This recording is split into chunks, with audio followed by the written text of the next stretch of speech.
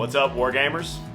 Welcome back to World of Wargaming. And as always, I'm Isaiah, and today we're here to play with some toys. Specifically, we're here to play with some cyberpunk toys. That's right, today we're going to be playing a game of Kill Sample Process from the Forbidden Psalms family of games. Before we get into that, allow me to shill for myself for a moment. If you haven't considered or haven't already smashed all of the buttons, please consider doing so, as it really does help me out. And if you'd like some other ways to support the channel, check out the links in the description to both Redbubble and Patreon. Now that that's out the way, let's go take a look at the board, talk a little bit about the scenario, and get into chucking some cyberpunk dice. Word on the street is there's a hit out on you lot. You've been upsetting the right/wrong people.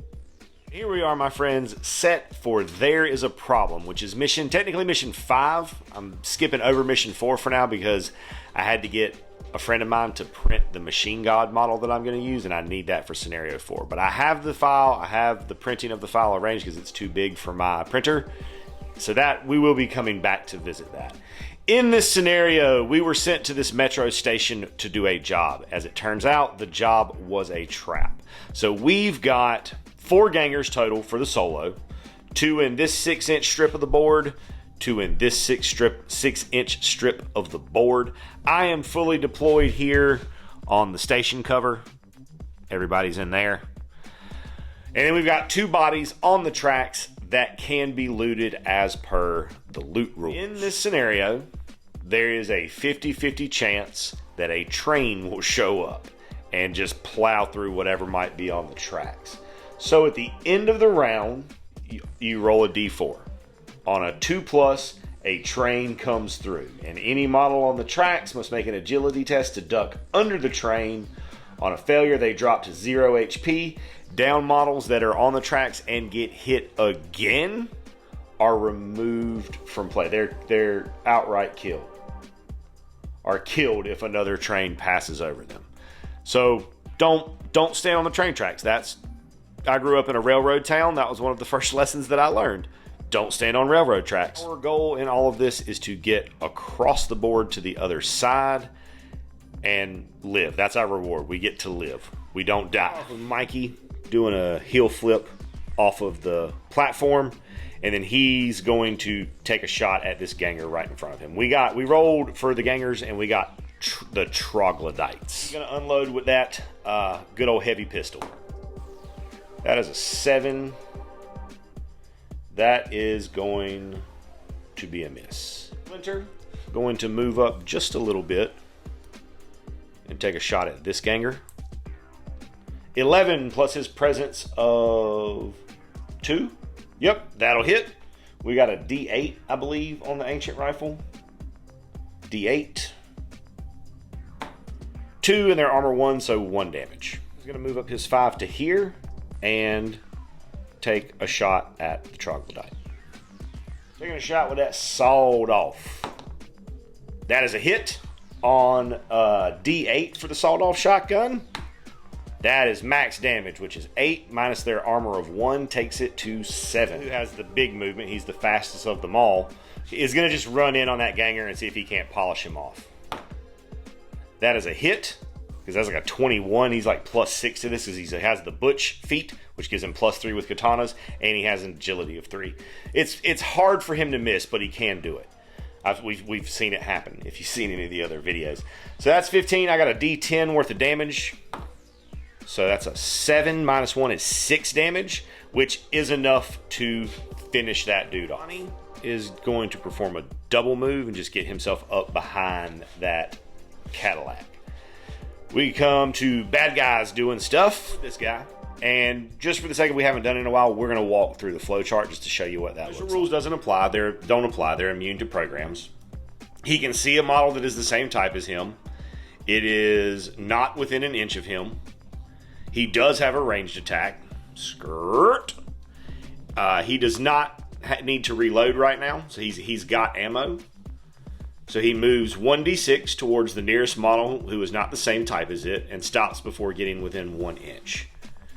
There is now a model within range of his ranged attack, so he will make a ranged attack against that model. So let's roll that d6 to see how far he goes. 3 inches to take a shot at Splinter. Gets a 5 is a miss. We'll all do the same thing. So we'll show you where they start. Big Papa Troglodyte moves up, and we'll take a shot at Donnie. Am in cover. Cover doesn't even matter. It's just a bad roll. Move up 3 as well, and pop a shot. Oh, but cover. So I'm good. I have cover. I'm good. I'm pretty sure covered. I still get. I know they don't take a negative modifier when they crack back, but I think they would still have to deal with cover. I think. If I'm wrong, let me know in the comments. A midnight train shows up. 3, it does. So a train comes ripping through. Currently, there is no one on the track, however. Back to me. Leo, whose 8-inch movement gets him right up to that troglodyte. We're going to use some glitches here. We're going to roll to hit. 7 plus 6 is a 13. That will hit. We're going to use a glitch here for max damage. My max damage is 10 on the katana. They have an armor of 1, which takes it to a 9, which is the number of HP that they have. So that will clear that ganger off the board. He up his 5 to right here, where he will proceed to pop a shot at Becky. Glitch to auto hit and just go to damage. So a D8 on the heavy pistol. 7, that'll be 6 damage. Raph does a double move, getting to here. Splinter is going to move up and take a shot here to try to get this ganger off the board. We can hit. We can not. But I am going to use a glitch to reroll. And we do even worse, because that's how rerolls work, right? Donnie is going to move over his 6 and loot this body that is on the tracks. We're looking for a DR10 presence check. 9 plus I have 1 presence, plus 1 presence, so that is a 10. Let's roll that D20 and see what we get. A 3. 1 fuel tank for a flamethrower. I'm going to use my glitch to re-roll on the loot table because I don't have a flamethrower. 7. 1 random psi ammo. Okay. 6. We get a morphine. We get a stack of morphine rounds. On a successful hit, a down model stands back up and gains 1 HP. Dope. Now these can only go in a weapon that has the cyber keyword, and it can be loaded with a psi ammo round following the reload action. Only 1 round of psi ammo can be loaded into a weapon at a time, and weapons always require reloading after the psi ammo is used. 5 psi ammo rounds of the same type take up 1 equipment slot. Neither Donnie or Splinter have the carry, the inventory slots to carry it. So it'll be laying on the ground right there. Mikey can run up there and pick it up in a second. He's pretty freaking strong. In the meantime, let's go to bad guys. We got 2 gangers who are going to follow the same protocol as last time, because they both have guns that can be fired. So we'll start with the guy over there in the orange puffy jacket. He's going to move 1 inch towards me and take a shot at Splinter's back. Let's see here. He fumbles, so he drops his gun. He rolls a 6 and walks herself onto the train track, stopping an inch away from me. And let's see if she can hit. Shooting at Donnie. She cannot hit. Let's see if a train can hit her. Oh, that's a 2 up. Wait. I think this is written off. It's supposed to be a 50-50 chance on a D4. But it's written as on 2+. I think it's meant to be 3+, because that would make it 50-50. So 1 and 2 means no train, and a 3-4 means train. So we rolled a 2, so there would be no train. So she is just standing on the tracks with impunity, and that infuriates me. I wanted to see her get smacked by a train. Back to me. We're going to start with Leo, who's going to ninja run down the side of these tracks right here and smack Becky in the back of the head with his energy katana. That is a miss. That's a horrible, horrible miss. She gets cracked back at me. She has a knife. She drops her knife. Awesome. To Leo, who is going to come across the get to the other side of the tracks. He can go this way around. Just going to get to the other side of the tracks and proceed to try to beat this Becky down. He's only +3 to the roll, so I need a 9 or better here. That's an 18. That's a hit. That's a hit. D10 on a katana. 3, I deal 2 damage. 5, 6, 7. Nope. That will take it to 8. It has 1 health remaining. Is going to move his 7. So to right here. And then he's going to turn and fire back at this fellow with his ancient rifle. Check on this one. Oh, that's a crit. That feels good. Always do max damage, which on the ancient rifle is 8. We still apply their armor, which is 1. So he will take 7 damage. Now, however, because he suffered a critical, he has to take a guts check. So when a hostile makes a guts check, we roll 2d6, and we're looking to be higher than their guts, which on the gangers, I think is 10. So we want to roll big here. That's a 2. I don't think that's going to do it. Let's double check. So he is not going to break and run. He's going to stick around and party for a little bit.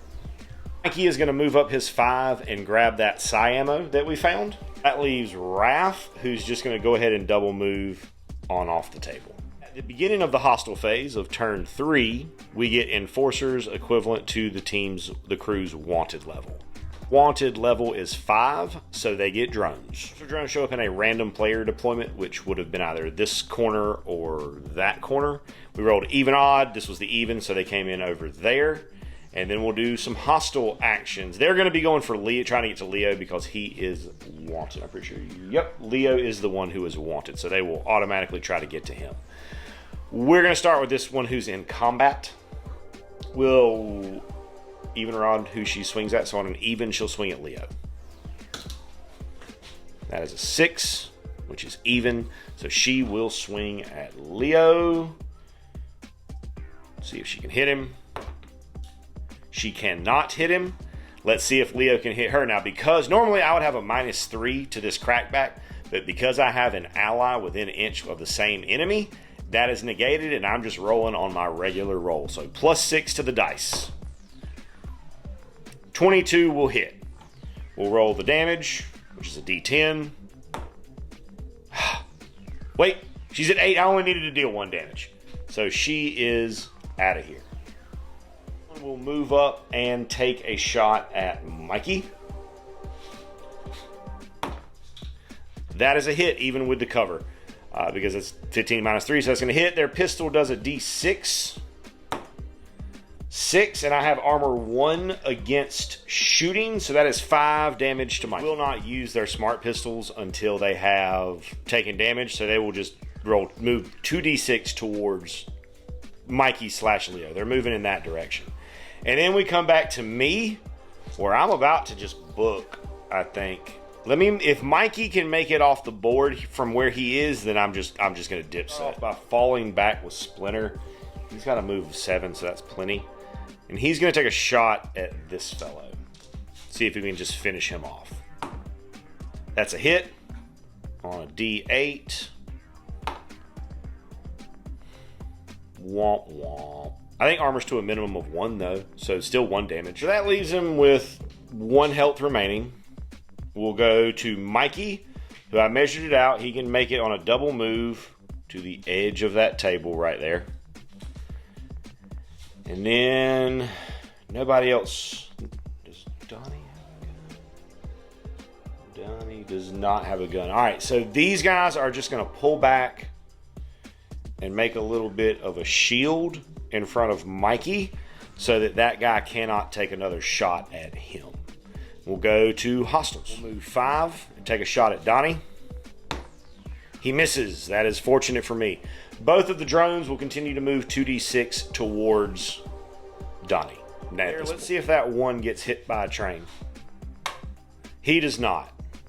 It's back to me, where everybody will make a prompt exit from the table. Post game, I'll get 400 creds, just that normal what you get for completing a mission. I don't have any death saves, injuries, none of that to take. My wanted level will go up by 1, and I'm going to let it. That takes me to a wanted level of 6. And then I will net 5 XP for the mission. Use that to get an agility on Donnie. Still got 4 in the hole from the past mission that I'm not able to spend yet because you spend them in increments of 5. I'm going to have to buy some ammo and stuff, but I'm not going to waste y'all's time sorting that out. I'll sort that out on my own time. In the meantime, thank you so much for tuning in and hanging out while I played some Kill Sample Process today. Sorry if you heard my dog doing tippy taps in the background, and I hope you have an absolutely amazing rest of your day. And as always, I'd like to say a big, huge, from the bottom of my heart, thank you to our patrons who support us and pledge to us over on Patreon. You guys are the absolute best.